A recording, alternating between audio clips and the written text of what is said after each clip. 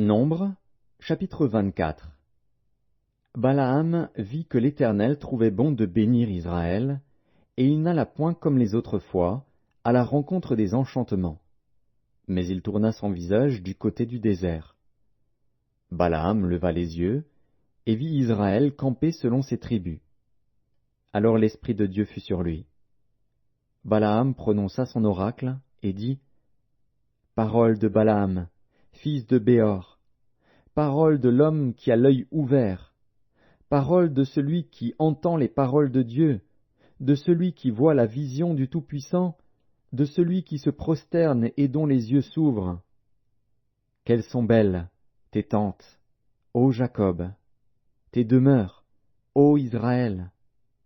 Elles s'étendent comme des vallées, comme des jardins près d'un fleuve, comme des aloès que l'Éternel a plantés, comme des cèdres le long des eaux. L'eau coule de ses seaux, et sa semence est fécondée par d'abondantes eaux.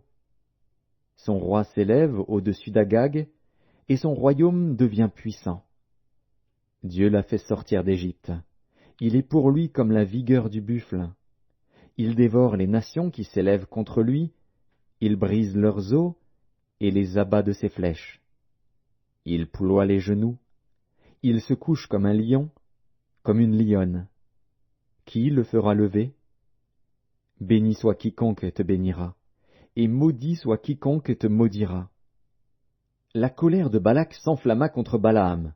Il frappa des mains et dit à Balaam, « C'est pour maudire mes ennemis que je t'ai appelé, et voici, tu les as bénis déjà 3 fois. Fuis maintenant, va-t'en chez toi. J'avais dit que je te rendrais des honneurs, mais l'Éternel t'empêche de les recevoir. » Balaam répondit à Balak, « Eh, n'ai-je pas dit au messager que tu m'as envoyé? Quand Balak me donnerait sa maison pleine d'argent et d'or, je ne pourrais faire de moi-même ni bien ni mal contre l'ordre de l'Éternel. Je répéterai ce que dira l'Éternel.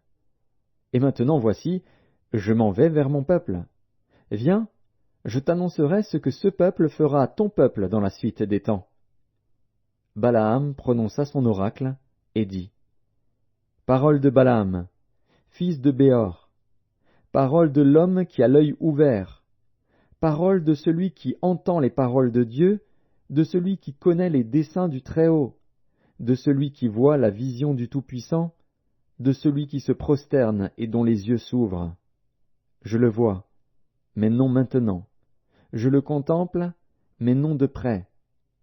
Un astre sort de Jacob, un sceptre s'élève d'Israël. Il perce les flancs de Moab, et il abat tous les enfants de Seth. Il se rend maître d'Édom, il se rend maître de Séhir, ses ennemis. Israël manifeste sa force. Celui qui sort de Jacob règne en souverain, il fait périr ceux qui s'échappent des villes. Balaam vit Amalek.